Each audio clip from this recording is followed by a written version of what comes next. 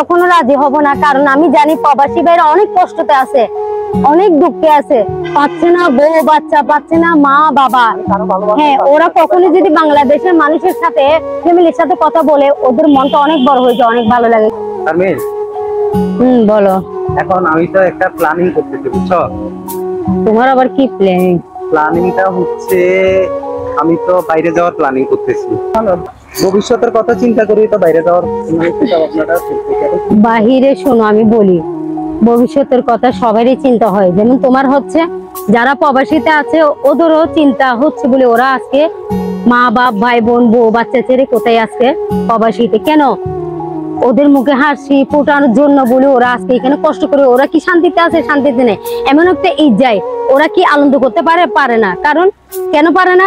ওরা পাচ্ছে না মাকে সালাম করার জন্য, বাবাকে সালাম করার জন্য, নিজের ওয়াইফের সাথে একটু ঈদ ঈদ উৎসব করার জন্য, বাচ্চাদের সাথে একটু কি মিষ্টি খাওয়ার জন্য পারতেছে না। ওরা খুব কষ্টতে আছে। হ্যাঁ, কষ্টের কারণে তো আজকে ওখানে পড়ে আছে। এখন কষ্ট করার জন্যই তো এরা, মানে আসলে ওদের ফ্যামিলির দিকে তাকাই তো ওরা নিজের হাসি আনন্দ সবকিছু ত্যাগ দিচ্ছে একমাত্র ফ্যামিলির কারণে, ফ্যামিলির জন্য। তো সব ফ্যামিলিতে তো যদি প্রতিষ্ঠিত করা লাগে তাহলে তো কিছু না কিছু ত্যাগ দেওয়া লাগবে। যে আমাদের প্রবাসী বাইরে কত কষ্ট করতেছে, আসলে আমরা তো এখান থেকে থাকি বুঝতেছি, ওরা টাকা কামাচ্ছে, ওরা ডলার কামাচ্ছে, আসলে ওরা যে কতটা কষ্টে আছে এটা তো আমরা জানি না। কারণ তারপরে জেনে শুনে কি করবে?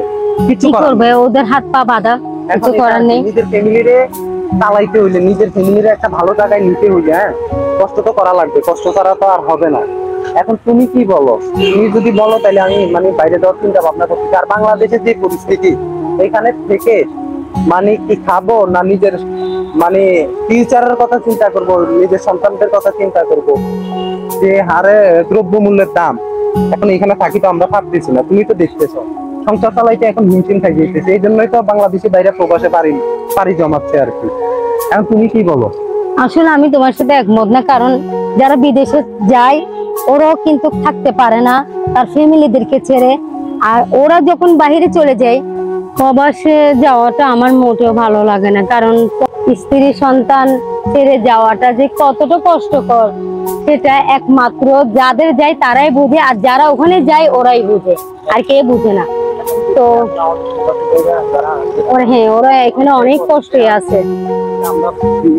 এখন কি করবে ভাই, পরিস্থিতি শিকার আর কি।